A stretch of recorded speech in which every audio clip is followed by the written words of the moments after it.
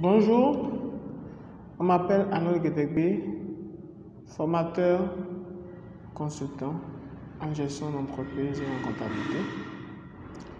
Pour la première série de vidéos consacrées au logiciel Perfetto, nous avons vu un certain nombre de trucs, à savoir la présentation du logiciel Perfetto, les différents modules qui composent ce logiciel Perfetto.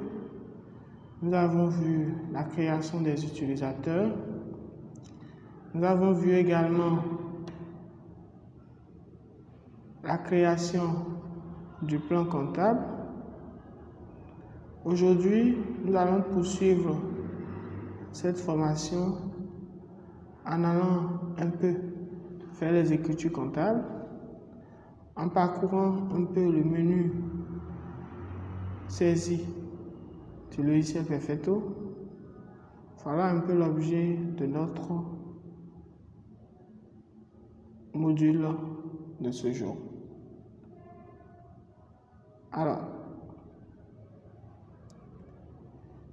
le logiciel Perfetto présente différents menus à travers lesquels nous pouvons accéder à des fonctions du logiciel.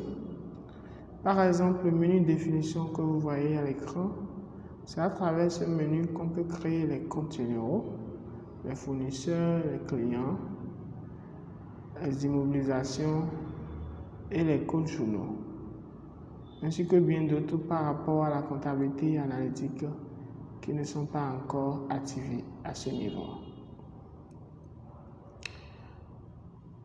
Alors, le menu saisie, c'est dans ce menu que toutes les saisies se font. Toute opération de saisie se fait à travers ce menu, sauf dans le cadre des immobilisations en report à nouveau où on pourra faire les reports des immobilisations en report à nouveau à travers le menu définition éléments immobilisés. À part ça, toutes les autres formes de saisie se fera directement au niveau du menu saisie. Ce qui nous intéresse aujourd'hui, c'est la saisie dans les journaux, donc la saisie des écritures comptables. Perfetto est créé avec un certain nombre de journaux. Et si vous n'avez pas nécessairement besoin d'en ajouter, vous pouvez utiliser déjà ce qui est là. Nous allons prendre un journal au hasard, un journal achat. Et l'objet aujourd'hui, c'est de présenter les différentes fonctions qui sont au niveau de ce menu-là.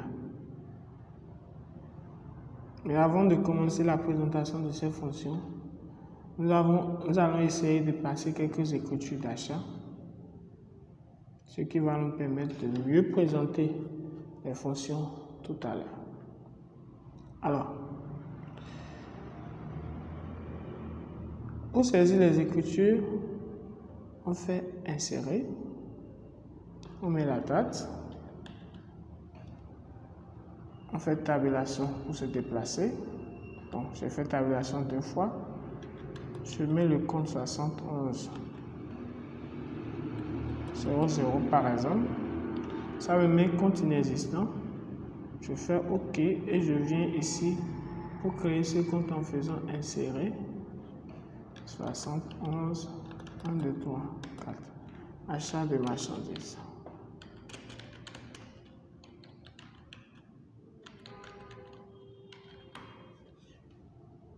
Je fais valider. Je vais créer 3 autres comptes en même temps. Je fais 44,52.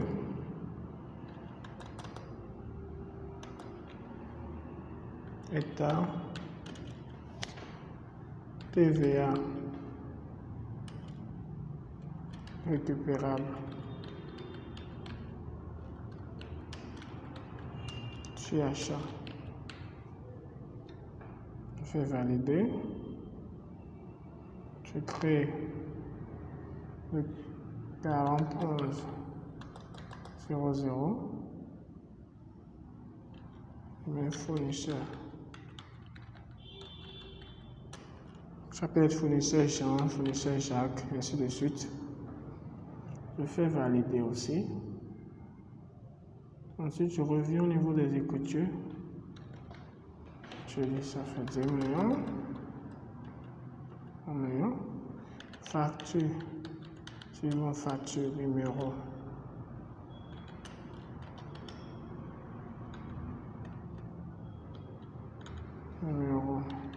123,45. J'appuie sur entrée et ça part. Je tape le 44,52. Ça fait 180 000. Je valide. Je tape le 41,00 et je valide également en appuyant sur entrée. Voilà, je viens de passer la première écriture et vous voyez que ça commence par numéro 1. Voilà, je vais faire quelque chose d'autre. Je vais au 2 janvier. Je passe une autre écriture. 71,00. 1,500 000.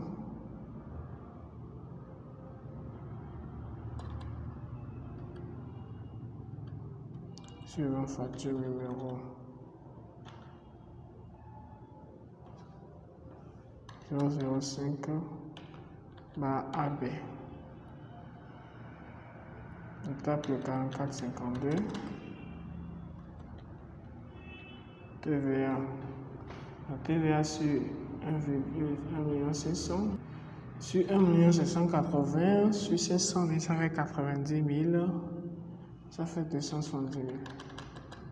Voilà. On pourrait me faire ça mentalement. Donc, vous voyez un peu comment la facilité des calculatrices nous met dans je modifie ce paramètre-là rapidement. Comment la facilité des calculatrices nous met nous amène à ne plus réfléchir beaucoup aujourd'hui. Vous voyez un peu. Donc, je mets 270 000. 270 000. Je valide. J'appuie sur entrée. Je valide. Je descends de la ligne, j'appuie sur entrée. Je mets 41. Donc, je vais créer un autre fournisseur pour que ça ne soit pas le même fournisseur à chaque fois. 41,0010. Fournisseur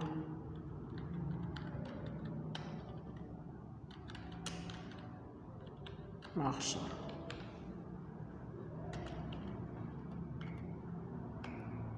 Voilà. Je peux valider là. Et là, mon écriture, je viens de passer la deuxième écriture. Donc, avec ces deux écritures, c'est largement suffisant pour que je puisse vous montrer les fonctions, différentes fonctions.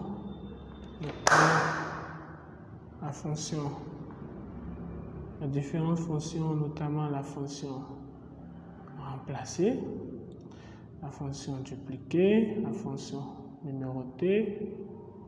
Voilà ces fonctions qu'on va voir rapidement. La fonction de recherche aussi. La recherche, ça vous permet de rechercher différents éléments possibles. C'est vrai qu'il n'y a pas beaucoup d'éléments, donc ça va paraître un peu plus simple à vos yeux, mais je mets juste la période. Et je dis, je veux la pièce. Non, je ne veux pas la pièce. Je veux par exemple le libellé. Le libellé, ou bien le montant. Je veux le montant au début de 270 000. Voilà. Je mets premier.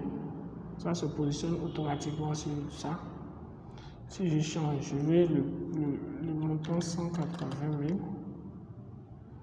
18 000, je vais mettre premier. Vous voyez que ça n'a pas bougé. Ça veut dire qu'il n'y a pas un montant de 18 000. Maintenant, si je complète 0, je mets premier automatiquement, ça revient sur. Donc, la fonction recherche dans Perfecto vous limite un peu la recherche au niveau du journal. Contrairement à d'autres logiciels dont la recherche peut se faire à travers tous les journaux simultanément. Donc, on fait une recherche spécifique dans un journal donné. Voilà comment ça se passe dans Perfecto. Maintenant, la fonction remplacer. La fonction remplacer vous permet de remplacer une date, de remplacer un numéro de pièce, de remplacer un libellé. C'est-à-dire, je me suis trompé sur une date ou un libellé, j'ai envie de pouvoir remplacer. Donc, je me positionne là, par exemple. Et je clique sur libellé. Voilà. Je me positionne là plutôt.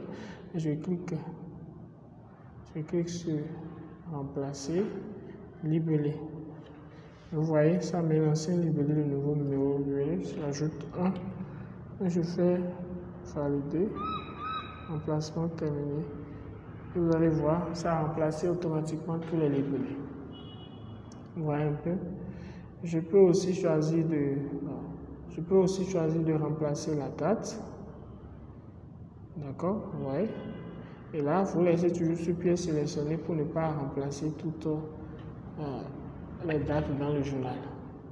Je mets ça au 23. Et automatiquement, vous allez voir que la pièce là va passer au 23 janvier. Là.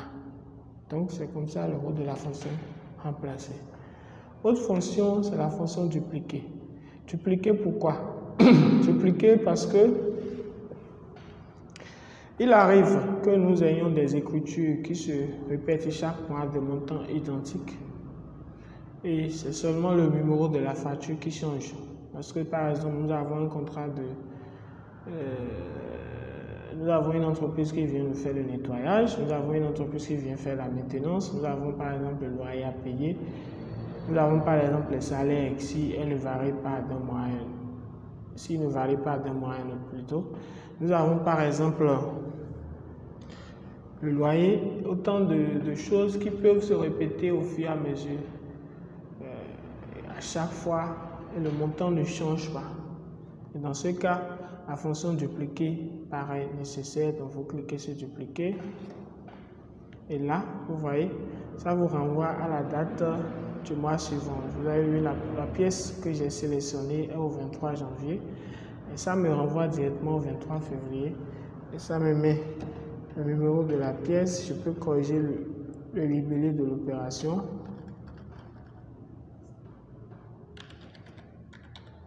Je peux corriger le libellé de l'opération et changer aussi le numéro de la pièce. Je peux mettre 3 puisqu'il y a un 2 qui existe déjà. Je mets 3 et je valide. Automatiquement, vous allez voir que le 23 février apparaît avec les mêmes écritures, le même montant, mais le libellé de l'opération est différent ainsi que la pièce. Voilà un peu la fonction dupliquer. La fonction numérotée. Quand vous observez un peu bien ce qui se passe dans le système actuellement, vous voyez qu'au 2 janvier, la pièce est numéro 2. Au 23 janvier, la pièce est numéro 1. Et au 23 février, la pièce est numéro 3. Donc, il y a une anomalie dans la numérotation. Et donc, pour corriger cette anomalie, vous allez simplement cliquer sur numéroter. Et ça va vous demander de reprendre la numérotation à 0. Vous faites oui. Et c'est fini. Vous allez voir que c'est corrigé. Celle-ci est revenue à la pièce numéro 1, ainsi de suite, ainsi de suite. Ce qui est encore intéressant dans Perfecto, c'est que lors des saisies des écritures pour les numéros de pièces, nous avons la possibilité de codifier la numérotation des pièces. Je vais le faire, vous allez voir. Je descends, je passe une écriture. Je passe une écriture, je dis 71, comme on est dans le journal d'achat. Je dis 2 500 000. Voilà, j'étais en train de parler de numéro de pièce. Donc, je reviens ici. Donc, je peux mettre AB, par exemple. AB. Je continue. Vous voyez? Je change le libellé. Je vais considérer que c'est une facture qui n'a pas de TVA. Voilà. Vous voyez, j'ai changé la numérotation déjà. J'ai mis AB et 004. Donc, ce qui fait que la pièce suivante va prendre AB005 automatiquement, comme vous l'avez vu. Donc voilà un peu comment on peut changer la numérotation. La fonction réparer, elle est nécessaire quand il s'agira de réparer. Vous travaillez dans le logiciel et puis du coup, il y a une coupure de courant. Ça fait que lorsque vous ouvrez le journal après, vous n'arrivez pas à passer les écritures. Et là, vous cliquez sur réparer et automatiquement ça corrige le problème et vous pouvez faire vos écritures normalement. Alors voilà un peu ce que je voudrais vous montrer ce matin par rapport à quelques fonctions au niveau du journal. Merci pour votre attention et à bientôt.